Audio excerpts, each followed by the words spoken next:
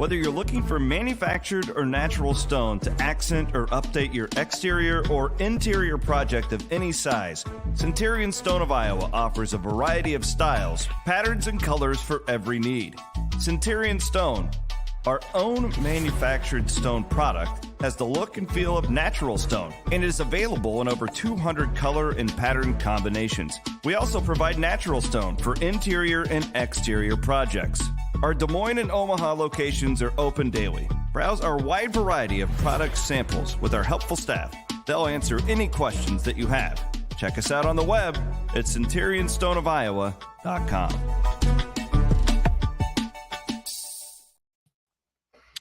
Hello, welcome to Postgame here on Cyclone Fanatic. My name is Chris Williams, joined by the grizzled veteran Rob Gray. Iowa State loses on the road to Kansas State, 65-58. Kind of an up and down game to start as Iowa State got out to a 9-point lead, but it was really all Kansas State the rest of the way. The Cyclones did show some flurries late in the second half to keep that thing respectable.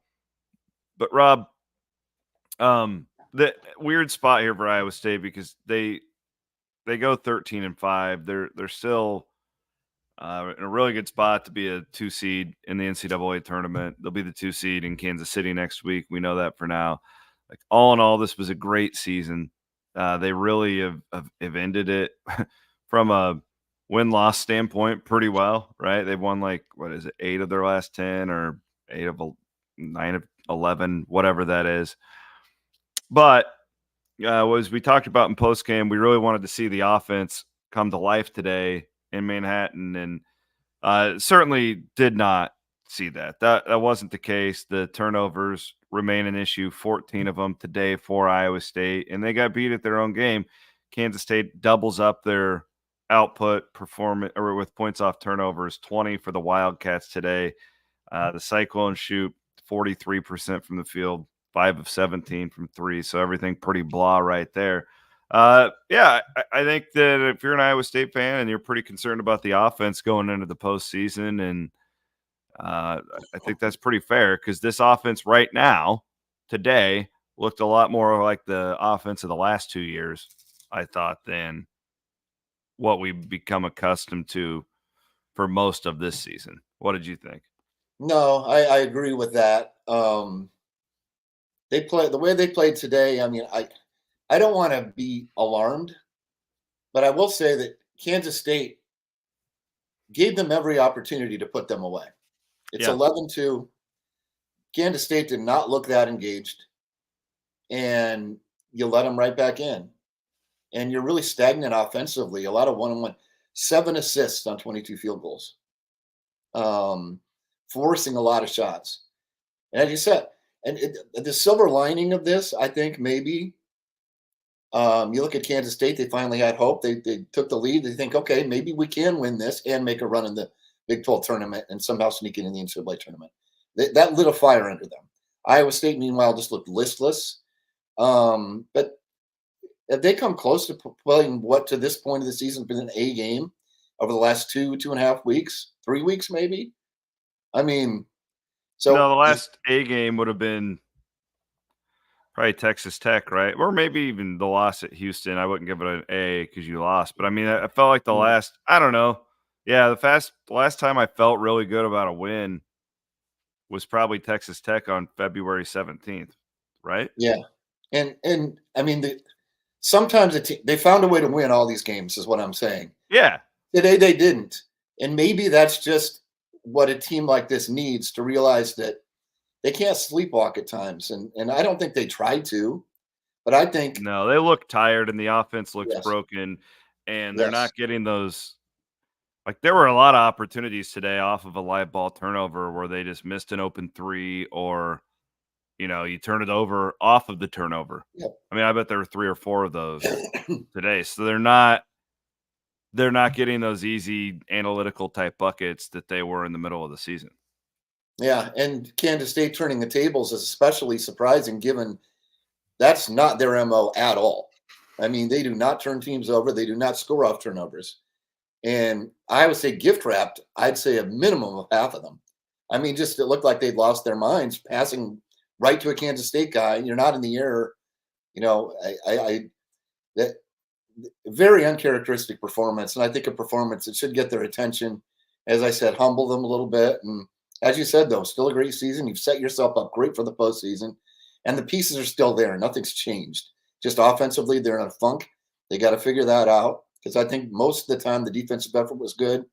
They had to kind of get desperate. So you leave some guys open to get to the rack and that type of stuff. But you know, end of the world, no, absolutely not. Concerning some of the things they struggled in, especially their own live ball turnovers, I think so, because we have not seen that very often. And that may have been the difference in the game today. A couple other things, you know, the obvious, so, like, what's wrong with the offense thing, so we could get into the inside basketball stuff and the scheme and everything, but you know what, really, there's 2 things that truly stand out to me. One is Pavlovsky, or not, I'm sorry, Momcilovic, really a non-factor as of late. His percentage is way down, and today, just not engaged, goes 0 for 2. He played 22 minutes. Like, that's a really different stat line than what Iowa State was up seeing from him early. And then Keyshawn Gilbert is not right. He still played 36 minutes today. He matched Taman Lipsey, so clearly, and Curtis Jones played 35 minutes off the bench. So those guys are basically playing the whole game, those 3 guards at this Yep. point. We've known about Gilbert being dinged up a little bit, and I don't think that you're in a spot now after losing today where you consider resting him in Kansas City. If you it re- really like, so the way after I don't think there's a huge difference in the NCAA tournament between a 2 seed and a 3 seed, other than you're playing a 14 seed or a 15 seed, right? Yeah. The thing is, it's like, how badly do you want to be in Omaha? And that's why it's like, that's what could, in my mind, be dictated next week in Kansas City.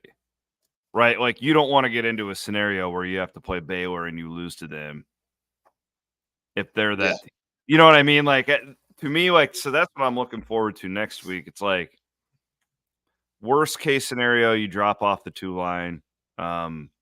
The best case scenario is you win 1 game, you're on the 2 line, and you're guaranteed to be in Omaha. I still think you can be a 3 seed playing in Omaha. I think that's it's a possible thing depending on what happens with everybody else. But, like, yeah, I'm watching Gilbert, and it's just like, man, that's a guy, if you could sit him, basically give him 2 weeks off. But do you wanna do that? Do you wanna risk him getting out of, I don't know what the answer is, and I don't even know how serious his injury is or whatever. Clearly, it's not that bad because he continues to go out there and but he doesn't look like himself, and you can tell he's favoring the one leg, and, yeah, I don't know. But I do know the one thing schematically when I'm watching him, they are not attacking like they have. It's a Yeah. lot Yeah. passing it around the perimeter, and it's not work. They've got to be more aggressive, and that's something I'm confident between now and next Thursday they'll address that, and we'll see where it goes. But does that stand out to you too, or is that popping for you? It does. I mean, particularly Momcilovic, as you said, a complete non-factor today. A couple of uncharacteristic turnovers there. I mean, at one point in the game, I don't want to harp on this, but when Iowa State was in control early, it felt like they should have been up 15, not 8, because Yeah, they weren't turning their life. The Kansas State was turning it over a bunch early on, and they weren't converting those into points. And if you've done that, it's a very different game. And as you said, they're not moving the basketball anywhere near the level. I mean, this was perhaps the lowest point in terms of that. I mean, I feel like they've been stagnant at times in some of these recent wins, but not to this extent. Again, No. 7 assists, 22 field goals. Taman was good. He played tough.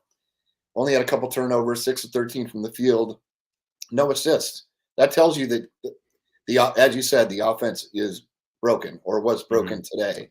7 And assists on 22 field goals overall. yeah, and I mean Curtis Jones was really good though. I think that's another bright spot. He hit big shots when they needed something to keep him in the game or to get him closer. I mean, he's 4 of 10 from 3. The rest of the team's 1 for 7. He's their best player right now, isn't he? Oh, I don't think there's any question Yeah, that he is I right think so now. too. And Taman's not far behind, but there.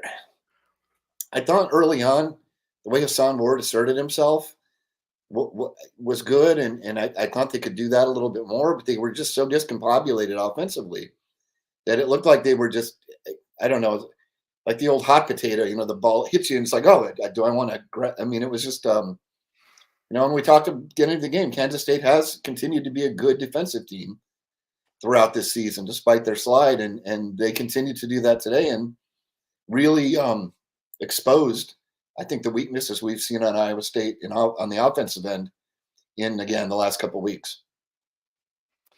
Yeah, so the scenario, I'm going to pop this thing up, this bracket generator, just real fast to see the opponent, because we know Iowa State will be playing on Thursday night now at 6 o'clock. We know that is happening for sure. I guess the question is who Iowa State will play. Have you done any? The bracket generator is not live right now, unfortunately. The server is down. Oh, So I have not looked that far ahead yet.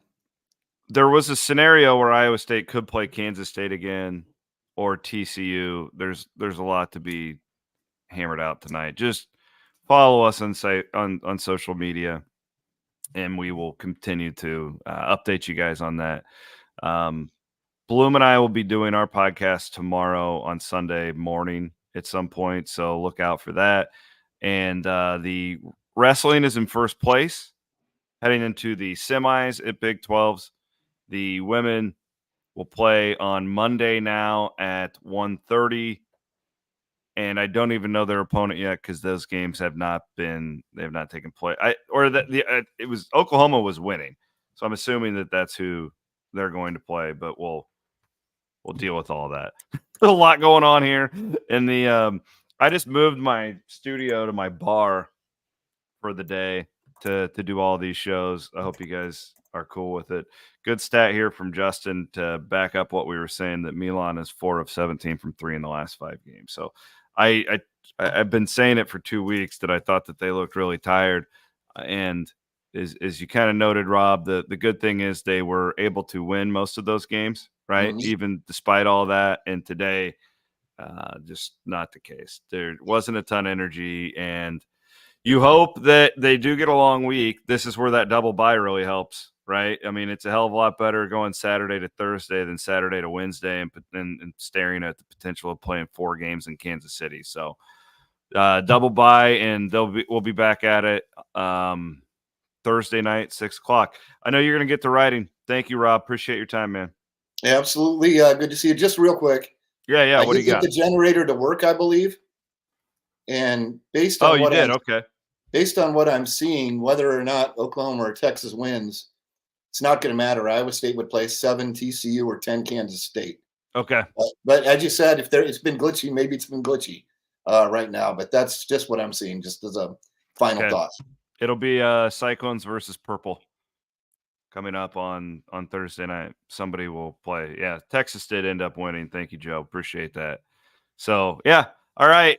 We will keep you guys updated. Bloom and I will have our normal Sunday pod coming up tomorrow. Thanks for watching here on the Cyclone Fanatic social feeds. For Rob Gray, Aiden Wyatt, my name is Chris Williams here on the Cyclone Fanatic Podcast Network.